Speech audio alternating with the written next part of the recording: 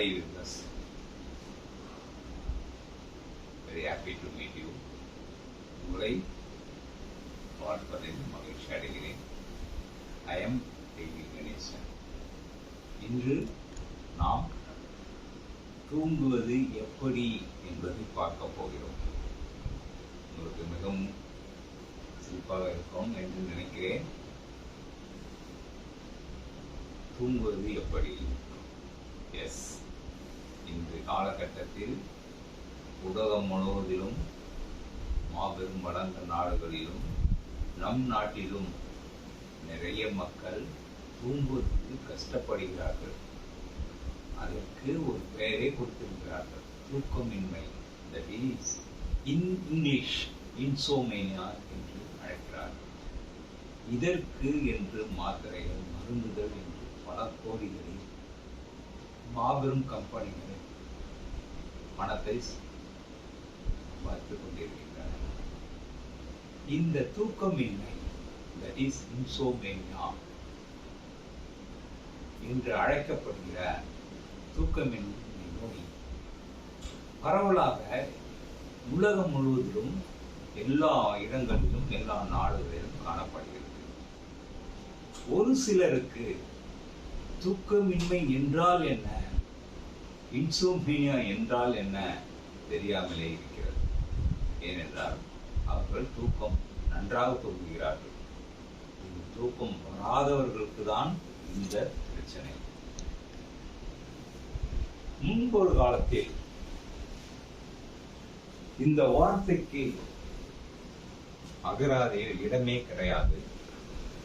ஏனென்றால் அந்த காலத்தில் உள்ள மக்கள் தூக்கத்தை ஒரு ஜீரணம் சக்தியாக, digestion, they consider as a digestion, அதாவது தூக்கமும் ஜீரணம் பகுதியும் ஒன்றாக எடுத்துக்கொண்டார்கள். they do not compare. அவங்க கம்பேர் பண்ண மாட்டாங்க. நான் நல்லா தூங்கினேன், நம்ம எவ்வளவு தூங்கணும், எவ்வளவு நேரம் தூங்கணும், எப்படி தூங்கணும், அதெல்லாம் கவலைப்பட மாட்டாங்க, கம்பேர் நினைக்க மாட்டார்கள். எப்படி நீ பசிக்கும்போது சாப்பிடுகிறாயோ, சாப்பிட்ட பிறகு நீ ஏதாவது நினைக்கிறியா? கிடையாது. பசிக்கும்போது நீ சாப்பிடுற, அப்புறம் அதோட மறந்துடுற. அது என்ன ஆகுது ஏதாவது, it will take care of its own, அதுவே எடுத்துக்கும். அதை பத்தி கவலைப்பட மாட்டாங்க. அதே மாதிரிதான் தூக்கத்தை இருந்தாங்க. போய் படுப்பாங்க, அது தூங்குறாங்களோ தூங்கல, அதை பத்தி கவலைப்படாம the eyes will take care of, the brain will take care of it. அவங்க அது பாட்டு அது வருது. ஆனா இப்போது அப்படி கிடையாது. தூக்கம் வருமா வராதா, எவ்வளவு நேரம் தூங்குவோம் என்ற ஒரு நினைப்போடு போய் வெளில படுக்கிறாங்க. தூக்கம் இல்லாம அதே டயர்டோட மறுநாள் எடுத்துக்கிறாங்க. அதனால இப்போது பல சிக்கல்கள் ஏற்பட்டு விடுகிறது. ஓகே, தூக்கம். ஸோ தூக்கம் வராமல் இருப்பதற்கு பல காரணங்கள் உள்ளன. அந்த காரணங்கள் நம்ம ஒன்று ஒன்றா பார்ப்போம். முதலில் வெளிப்புற காரணங்கள், அடுத்தது உட்புற காரணங்கள், அடுத்தது நம் பாடி உள்ளேயே நடக்கும் நிகழ்ச்சிகள், இவை எல்லாத்தையும் நம்ம பார்ப்போம். முதலில் வெளிப்புற காரணிகளை நம்ம பார்த்துருவோம். வெளிப்புற காரணிகள் என்றால், நாம் தூங்க போகும் பொழுது அந்த இடம் நமக்கு தூக்கம் வரக்கூடிய சூழ்நிலையில் இருக்க வேண்டும். அதிக வெப்பம் இருக்கக்கூடாது, அதிக குளிர்ச்சி இருக்கக்கூடாது, சரியான காற்றோட்டம் உள்ள இடமாக இருக்க வேண்டும், சத்தங்கள் வெளியிருந்து வராதபடி பார்த்துக் கொள்ள வேண்டும், கண்ணை கூசுகின்ற அளவு வெளிச்சம் இல்லாமல் பார்த்துக் கொள்ள வேண்டும்.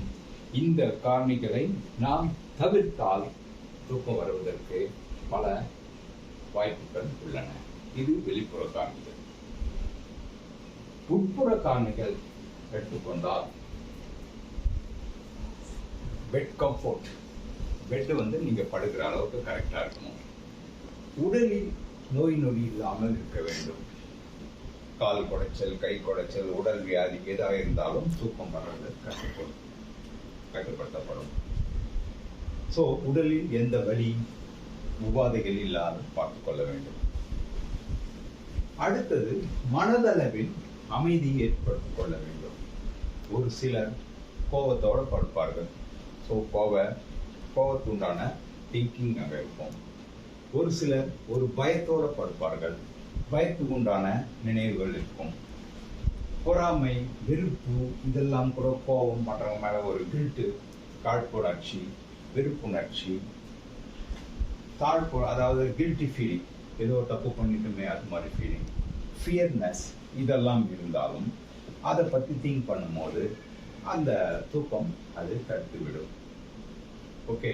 அடுத்தது சடன் லாஸ், ஏதாவது பெரிய நஷ்டங்கள், பணத்தளவில், உறவுகள் முறையில், இப்போ திடீர்னு வேலையை விட்டு வேலை வாய்ப்பு இழந்து விடுகிறது, அடுத்தது பணத்தை தொலைத்து விடுவது, நம்முடைய உடைமைகளை தொலைத்து விடுவது, இது மாதிரி வரும்போது அந்த எண்ணங்கள் நம்முடைய தூக்கத்தை கெடுப்பதற்கு பல வழிகளை ஏற்படுத்தும். இரண்டாவது, சிலர் தூக்கத்தை வற்புறுத்தி தூங்கணும்னு நினைப்பார்கள். நேற்று நைட்டு நம்ம தூங்கலையே, சரியா, இன்னைக்கு நல்லா தூங்குவோம் அப்படின்னு சொல்லிட்டு தூக்கம் வருதா வரலையான்னு சொல்லிட்டு வெயிட் பண்ணுவார்கள், காத்து கொண்டிருப்பார்கள். தூக்கத்தை போஸ்ட் பண்ணுவார்கள், அதாவது வற்புறுத்தி எடுத்துன்னு வர மாதிரி பண்ணுவாங்க. அப்படிலாம் பண்ண தூக்கம் வராது. தூக்கம் என்பது ஒரு இயற்கையா நடக்க வேண்டிய நிகழ்ச்சி. எப்படி digestion, heart rate, blood pressure, இதெல்லாம் இயற்கையா உள்ள நடக்கிறதோ, heart functioning, breathing functioning, digestion functioning எப்படி நடக்கிறதோ அது போல் நடக்க வேண்டிய ஒரு இயற்கை நிகழ்ச்சி. அது நம்மளால் வர வைக்க முடியாத ஒன்று. அந்த காலத்தில் சொல்லுவாங்க, கையை நீட்டும் போது ஒரு மாதிரி ரிலாக்ஸாக இருந்தால் புறா வந்து உட்காரணுவாங்க. அது நம்ம எதாவது டிஸ்டர்ப் பண்ணால் புறா பறந்து போயிடும். அது மாதிரி தூக்கம் என்பது ஒரு ஒரு அருமையான, ஒரு நுட்பமான ஒரு நிகழ்வு. அதை நம்ம தொந்தரவு பண்ணும்போது அது இல்லாமல் கிடைக்காமல் போயிடும். ஓகே. ஸோ நம்ம தூக்கும்போது தூக்கத்துக்காக காத்திருக்கக்கூடாது, தூக்கத்தை நாம் வற்புறுத்தக்கூடாது. அது இயற்கையாக நடைபெற வேண்டிய நிகழ்ச்சி. அதற்கு உண்டான சூழ்நிலைகளை நாம் ஏற்படுத்தி கொள்ள வேண்டும். அதற்கு உண்டான வெளிப்புற சூழ்நிலைகள் சொல்லிவிட்டேன், உட்புற சூழ்நிலைகள் சொல்லியிருக்கிறேன். இரண்டாவது, நாம் மெயினா குறிப்பிட்ட நேரத்தை நாம் எடுத்துக்கொண்டு அந்த நேரப்படியே நம்ம போக வேண்டும். அதுக்கு முதலில் நம் பாடியானது ஃபெட்டிக், தட் இஸ் டயர்ட்னஸ் என்பதை அறிகுறியாக காமிக்கும். அந்த ஃபெட்டிக் என்பதை வந்த உடனே நம்முடைய கண்கள் சொருகும், நம்முடைய ஆக்சிஜனாக நம்ம வாய் திறந்து போட்டுவான்னு சொல்லி அடிக்கடி நம்ம ஓப்பன் பண்ணிக்கணும். இதெல்லாம் அறிகுறிகள் வரும்போதே நாம் பெட்டில் போய் படுத்து உறங்குவதற்கு ஏற்பாடு உள்ளது. இந்த அந்த சிம்பிள் வரும்போதே நம்ம போய் அப்படி போகும்போது அந்த தூக்கம் என்ற ஹேபிட்டுள்ள நம்ம வந்துடுவோம். நாளடைவில் நாம் நம் உடல், நம் மனம் எல்லாம் பழகப்பட்டுவிடும். தூக்கமின்மை என்ற ஒரு வார்த்தை இல்லாமல் போய்விடும். ஸோ இப்படி நீங்க தூங்க போகும்போது எப்படி அந்த டைம் முக்கியமோ அதே மாதிரி விழிப்புணர்வு. என்னைக்கு உங்களுக்கு அந்த டைம் 4 மணியோ 5 மணியோ 6 மணியோ விழிப்புணர்வுன்னு வரும்போது எழுந்து விட வேண்டும். அதை திருப்பி நம்ம தூங்கலாம்னு சொல்லிட்டு வேஸ்ட் பண்ணி ஏற்படுத்துனா அந்த ஒரு சிஸ்டமேட்டிக்கை நாம் என்ன பண்ணுறோம், டிஸ்டர்ப் பண்ணிடுறோம். அப்போ அந்த தூக்கம் நின்று நம்முடன் மட்டும் ஒட்டி கொண்டு விடும். ஸோ இதையும் நம்ம பார்க்கணும். ஓகேவா? ரெண்டாவது, இந்த தூக்கமின்மை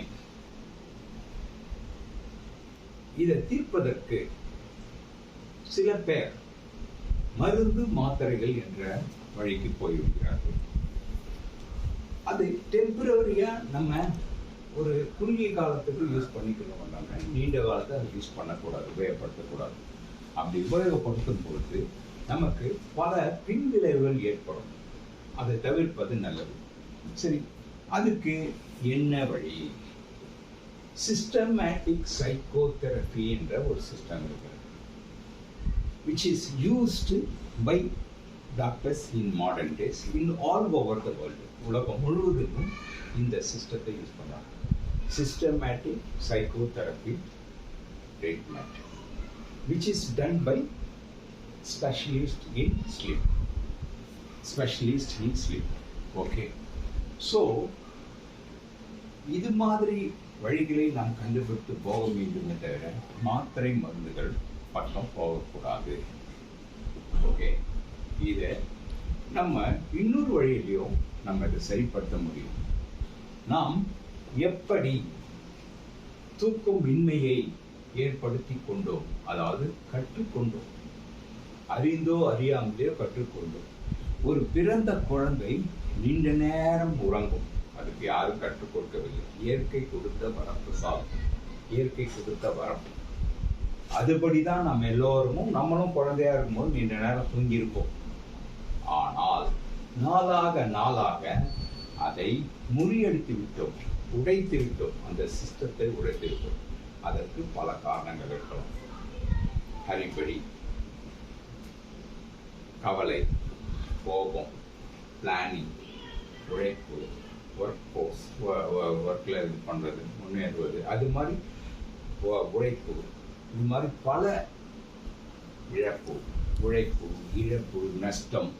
அடுத்தது இது மாதிரி ஃபங்க்ஷனல் ப்ராப்ளம், ஸ்லீப்பை வே பார்க்கறது, ஸ்லீப்பை தள்ளி போடுறது, இது மாதிரி சில பல காரணங்களால் அந்த சிஸ்டத்தை நம்ம உடைத்தெறிந்து விட்டு எப்படி நீண்ட நேரம் முழித்து கொண்டு இருப்பது என்பதை கற்றுக்கொண்டு விட்டோம். உரையாடல், ஃப்ரெண்டுங்களோட உரையாடுறது, நைட்டில் போய் ஃப்ரெண்ட்ஸுங்களை பார்ட்டி பண்ணுறது, அது மாதிரி சில பேர் உட்காந்து பேசிட்டு இருப்பாங்க. கொஞ்ச நேரம் பேசுவாங்க, அப்படியே பேசின்னு இருப்பாங்க.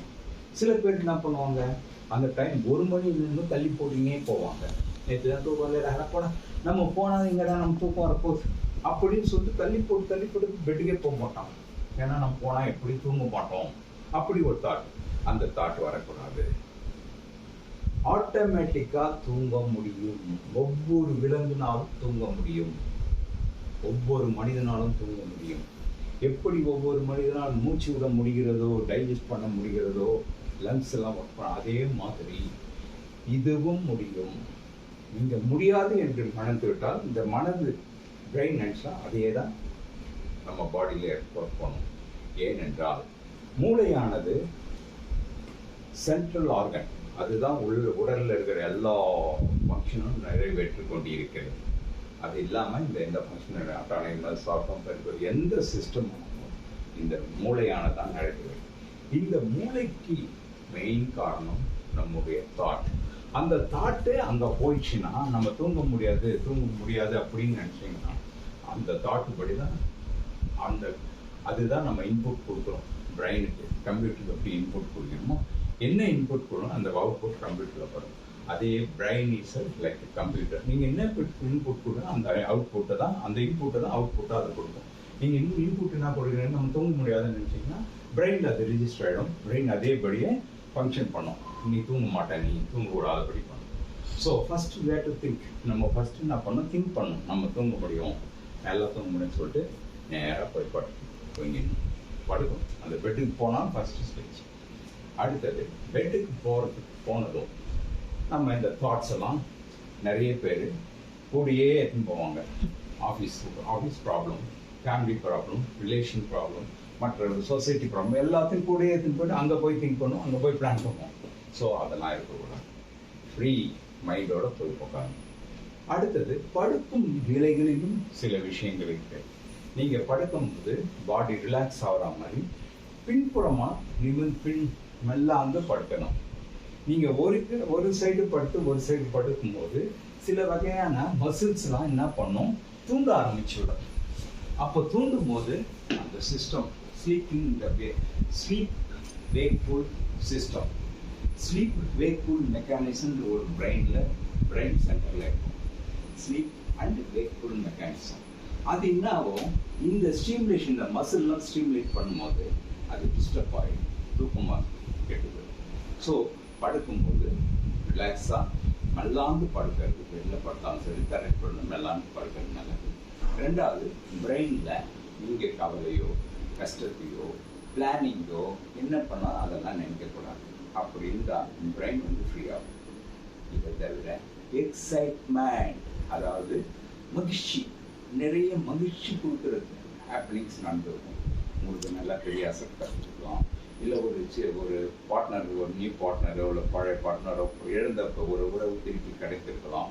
இது மாதிரிலாம் ஒரு விதமான எக்ஸைட்மெண்ட், ஒரு பெரிய வேலை கிடைச்சிருக்கலாம், நல்ல சம்பளம் உள்ள வேலை கிடைக்கும். அது மாதிரி பண்ணும்போது உங்களுக்கு ஒரு விதமான எக்ஸைட்மெண்ட் வந்துடும். அப்போ மேரேஜ் ஃபிக்ஸ் பண்ணிப்போம். அந்த எக்ஸைட்மெண்ட்ல நீங்க என்ன பண்ணுவீங்க, திங்க் பண்ணும்போது அப்பயும் தூக்கம் டிஸ்டர்பன்ஸ் ஆகும். ஸோ இதுவே கூடாத நியூட்ரலைஸாக போய் படுக்கணும், ரிலாக்ஸ் பண்ணிட்டு பண்ணணும். ஓகேவா? ரெண்டாவது, நம்ம எதை பார்த்தோம், ஃபஸ்ட்டு பாடின்றது நேச்சுரலாக ஒரு ஃபங்க்ஷனு, அதை நம்ம கம்பேர்லாம் பண்ணி பார்க்கக்கூடாது. அடுத்தது இந்த தூக்கம் என்றது ஒவ்வொருத்தருக்கும் மாறி மாறி போகும். ஒருத்தர் மாதிரியே இன்னொருத்தர் அப்படியே தூங்கணும் அவசியம் கிடையாது. இப்போ தூக்கத்தை பற்றி நிறைய பேர் தவறான மெசேஜ்ல சொல்லியிருக்கிறாங்க. ஃபார் எக்ஸாம்பிள் 8 மணி நேரம் கண்டிப்பா தூங்கியே ஆகணும் ஒரு டாக்டர் சொல்லிட்டாங்க வச்சுக்கோங்க. அந்த பேஷண்ட் அம்மா இவர் வேற சொல்றாரு 8 மணி எப்படி தூங்குறாருன்னு சொல்லிட்டு, சார் அதாவது முடியாது சார், அவர் ஒரு டேப்லெட் கைது கொடுப்பாரு, அந்த டேப்லெட்டை போடுவார். அந்த டேப்லெட்னா அதனுடைய சைடு எஃபெக்ட் அது வேற வரும். புரியுதா? ஃபர்ஸ்ட் அந்த 8 மணி நேரம் தூங்குறத அவர் சொல்லட்டும், ஏற்றுங்க. ஆனால் வர தூக்கத்தை அனுபவிச்சு தூங்குங்க, அதுவே உங்களுக்கு போதும். சில பேர் சொல்லுவாங்க டாக்டர் 8 மணி நேரம் தூங்குறது நல்லதுதான், டாக்டர் சொல்றது நல்லதுதான், டாக்டர் சொல்ற இந்த ஃபுட்டெல்லாம் அவாய்ட் பண்ணுங்க, ஃபுட்டெல்லாம் அவாய்ட் பண்ணால் நல்லது. அது உண்மைதான், அந்த ஃபுட்டெல்லாம் அவாய்ட் பண்ணால் நல்லதுதான். ஆனால் சில பேர் அதை விரும்பி சாப்பிடுவானுங்க, அதை போய் அவாய்ட் பண்ணணும் கஷ்டப்பட்டு தான் ஒத்துப்பானுங்க. அதே போல தான் 8 மணி நேரம் தூக்கன்றது நல்லது தான், ஆனால் நீங்கள் கஷ்டப்பட்டு தான் ஒத்துக்கணும். ஆனால் அதுக்காக கவலைப்பட தேவையில்லை. 8 மணி நேரம் தூக்கம் வரலையேன்னு கவலைப்படுங்க. 2 மணி நேரம் வந்தாலும் சரி, 4 மணி நேரம் வந்தாலும் சரி, அது போதும். ஏன் அப்படி சொல்கிறேன்னா, சரி சார், ஏன் சார் உங்களுக்கு நிறைய தூக்கம்லாம் போயிடும், தூக்கம்லாம் நிறைய வியாதி வருது, டிசீஸ் வருது அவங்க சொல்லுவாங்க. ஆனால் தூக்கம் இல்லாதனால வியாதி வரல. ஏன் கேட்டீங்கன்னா, சரித்திரத்தில் இதுவரை தூக்கம் இல்லாதனால இறந்தங்கன்ற ஒரு நியூஸே கிடையாது. நான் தூக்கமே இல்லாம ஒருத்தன் இறந்துட்டான்னு ஒரு நிகழ்வே கிடையாது. நீங்க சரித்திரத்தில் எங்க எடுத்து பார்த்தாலும் தூக்கம் இன்மையால ஒருத்தர் இறந்தார்ன்ற ஒரு செய்தி கிடையாது. இது உண்மை. ஏன்னா ஆராய்ச்சிப்படி சயின்டிஸ்ட்லாம் ஆராய்ச்சி பண்ணியிருக்காங்க. ஒரு ஹியூமன் பீங்கை வச்சு 11 days அவனை டெஸ்ட் பண்ணிருக்கான். How long you will last without sleep. Sleep இல்லாமல் அவன் எவ்வளோ நாள் தாங்க முடியும்னு சொல்லிட்டு அவனை டெஸ்ட் பண்ணி பார்க்கும்போது 11 நாள் அவன் எடுத்துக்கணும். 11 நாள் ஒரு நைட்டு. அவ்வளோ நாள் அவன் தூக்கம் இல்லாமையே இருந்திருக்கிறான், சாகல, நல்லா தான் இருக்கிறான். ஆனா 12வது நாள் அவன் ஒரு 5 நிமிஷம் தூங்கினான். அந்த 5 நிமிஷம் தூக்கமானது அந்த 11 நாள் தூக்க இழப்பை சரி செய்து விட்டது. அந்த இழப்பும் இவன் 5 நிமிஷம் தூங்கணும் ஈக்குவலைஸ் ஆயிடுச்சு. பழையபடி ரெஸ்ட் எடுத்தான். ஸோ நீங்க தூங்கணும், தூங்க இல்லாம இப்படி ஆயிடும் அப்படி ஆயிடும் நீங்க நினைக்கிறீங்க பாரு, தட் மேக்ஸ் ஆன்சைட்டி. இப்படி நினைக்கிறீங்களே, ஐயோ இப்படி ஆயிடும் அப்படி ஆயிடும், which will create a kind of anxiety. That anxiety will affect your body and your mind. That will create a diseases. So not a sleep, that is தூக்கமின்மை உங்களுக்கு வியாதியை வர வைக்கல. நீங்க தூக்கமின்மையை பத்தி கவலைப்படுறீங்க பாரு, அந்த கவலை தான் உங்களுக்கு பல வியாதிகளை வர வைக்கிறது. ஓகே வியூவர்ஸ், புரியுதுங்களா? ஸோ தூக்கம் பத்தி ஒரு பெரிய பிரச்சனை கிடையாது. இது நம்ம மட்டும்தான் தூக்கத்தை பத்தி கவலைப்படுறோம், மிருகங்கள் எதுவும் கவலைப்படுறது கிடையாது. ஃபார் எக்ஸாம்பிள், நம்ம செக்யூர்டு லைஃப் வாழ்றோம். எப்படின்னா, சுத்தி காம்பவுண்டு முன்னாடி செக்யூரிட்டி, அது தவிர ஊர்ல ஒரு செக்யூரிட்டி, தட் இஸ் போலீஸ் ஒரு காவல் இருக்குது ஊருக்கு. அதுக்குள்ள நமக்கு ஒரு காம்பவுண்டு, அதுக்குள்ள ஒரு செக்யூரிட்டி. அதுக்கு பின்னாடி பெரிய கான்கிரீட் ரூஃப், சுற்றி காம்பவுண்டு, சுற்றி சவுறு, லாக்கு, இதெல்லாம் பண்ணிட்டு கம்ஃபோர்ட் பெட்டு, நல்லா சில்லுன்னு ஏசி இதெல்லாம் போட்டு நம்ம ஒரு செக்யூர்டாக இருக்க தொட்டு நம்ம என்ன பண்ணுறோம், டீப்பாக தூங்குறோம், லாங்காக தூங்குறோம். மார்னிங் 10 மணிக்கு படுத்தா நைட் மறுநாள் 10 மணிக்கு தூங்குறோம். ஆனால் எந்த மிருகங்களும் அப்படி தூங்குவதே கிடையாது. ஃபார் எக்ஸாம்பிள், ஒரு நாய் தூங்கும் போது நல்ல டீப் ஸ்லீப் இருக்கும், அதில் கிட்ட போய் அப்படி கால் டேப் பண்ணாலே தட்டினாவே முடிச்சிடும். ஏன்னா அலர்ட்லேயே தான் இருக்கும். ஆனால் மனுஷன் அப்படி இருக்கும், அவனை தட்டி தண்ணி ஊற்றி எடுக்கும் எழுத மாட்டோம், நீச்சல் இருக்கும். அது மாதிரி டீப் ஸ்லீப் நம்ம மனுஷனுக்கு மட்டும்தான் உண்டு, மிருகங்களுக்கு எதுவுமே கிடையாது. காட்டில் ஆகட்டும், வீட்டிலே ஆகட்டும், எல்லா மிருகங்களும் அது மாதிரி டீப் ஸ்லீப் கிடையாது, அலர்ட்லேயே ஆகட்டும். அது எந்த ஒரு வியாதியும் வந்தது கிடையாது, நல்லதாக இருக்கும். ஓகே, ஸோ அந்த தூக்கத்தை பற்றி நம்ம கவலைப்படுறதில்ல. கவலை தான் பல வியாதிகள் சொல்லணும். தூக்கத்தினால் எந்த ஒரு தூக்க இன்மையாலும் எந்த ஒரு வியாதியும் வராது. நம்ம பாடியானது அறிந்தோ அறியாமலையோ அதுக்கு அந்த ஃபங்க்ஷன், அந்த பாடி ஃபங்க்ஷன் பண்ணுறதுக்கு உண்டான தேவையான தூக்கத்தை அது எப்பொழுது எந்த வகையாலும் எடுத்துக்கொள்ளும். நீங்கள் சமையல் செய்யும் போதோ, இல்லை பெட்டில் உட்காந்துருக்கும் போதோ, டிவி பார்க்கும் போதோ, பேப்பர் படிக்கும் போதோ, ஃப்ரெண்டு கூட பேசும் போதோ, இல்லை வண்டி ஓட்டும் போதோ, கார் ஓட்டும் போதோ, பஸ்ஸில் போகும்போதோ, ட்ரெயினில் போகும்போது you will get a light nap. That is enough. அந்த தூக்கமே உங்களுடைய உடம்பில் உள்ள எல்லா ஃபங்க்ஷனுக்கும் தேவையானதை கொடுத்துவிடும். ஸோ தூக்கம்ன்றது சாதாரண நிகழ்வு தான், இயற்கை நிகழ்வு தான். அதை பற்றி நம்ம நிறைய பண்ண தேவையில்லை, இயற்கையாக எடுத்துக்கொண்டுறோம். இது தூங்குவதற்கு பல வழிமுறைகள் இருக்கிறது. அது பின்னாடி உங்களுக்கு பின் வீடியோக்களில் நான் உங்களுக்கு சொல்லிவிடுவேன். ஓகே, ஸோ நாம் என்ன எடுத்துக்கொள்ள வேண்டும், தூக்கம் என்பது ஒரு இயற்கையான நிகழ்வு. அந்த காலத்தில் ஜீரணம் போன்ற மாதிரி பெரியவர்கள் பார்த்தார்கள், நாமும் அது மாதிரி கற்றுக்கொள்ள வேண்டும். இந்த தூக்கம் என்பது கற்றுக்கொள்ள வேண்டிய ஒரு நிகழ்வு தான். எப்படி நாம் முழிப்பதற்கு கற்றுக்கொள்கிறோம். சில டிரைவர்லாம் பார்த்தோம்னா தூங்கவே மாட்டோம், 2 நாள் கூட தூங்க மாட்டோம், தொடர்ந்து வண்டி ஓட்டினே இருப்போம். ஏன்? he has learned. அவன் லேர்ன் பண்ணிட்டான். அது மாதிரி தூங்கலாமல் வண்டி ஓட்டுறதுக்கு கற்றுக்கணும். அதே போல் நம்ம தூங்குவதற்கு கற்றுக்கொள்ள முடியும். ஓகே, அது மெடிக்கலி ஒரு சொல்யூஷன் கிடையாது, மருந்து மாத்திரைகள் ஒரு சொல்யூஷன் கிடையாது. இது மாதிரி கற்றுக்கொள்ளக்கூடிய ஒரு ஒன்று தான். நீங்கள் மனது வைத்தால் கற்றுக்கொள்ளலாம் இல்லையா? சிஸ்டமேட்டிக் சைக்கோதெரபி என்ற ஒரு சிஸ்டம் இருக்குது, which is used by specialists in sleep field by doctors all over the world. Even in India they are doing. We can approach, அதை நம்ம அப்ரோச் பண்ணி பார்த்து தெரிந்து கொள்ளலாம். ஓகே, ரெண்டாவது, சாப்பாடு நீங்கள் தூங்குவதற்கு முன்பு 1 மணி நேரம் 2 மணி நேரம் இது டிஃபர் ஆகும், மனுஷன் டிஃபர் ஆகும். முன்னாடி சாப்பிட்டு போகணும். சாப்பிட்டு உடனே நீங்கள் போனீங்கன்னா அந்த தூக்கமானது அந்த டைஜஸ்ட் சிஸ்டம் ஸ்டிமுலேட் பண்ணுறோம், அப்போ தூக்கம் வராது. ஓகே வியூவர்ஸ், என்னால் இந்த வீடியோவை உங்களுக்கு கொடுக்க முடிந்த அளவு இன்ஃபர்மேஷன் கொடுத்துருக்குறேன். இதை நீங்கள் மற்றவங்களுக்கும் ஷேர் பண்ணுங்கள், லைக் பண்ணுங்கள், சப்ஸ்கிரைப் பண்ணுங்கள். Thank you very much.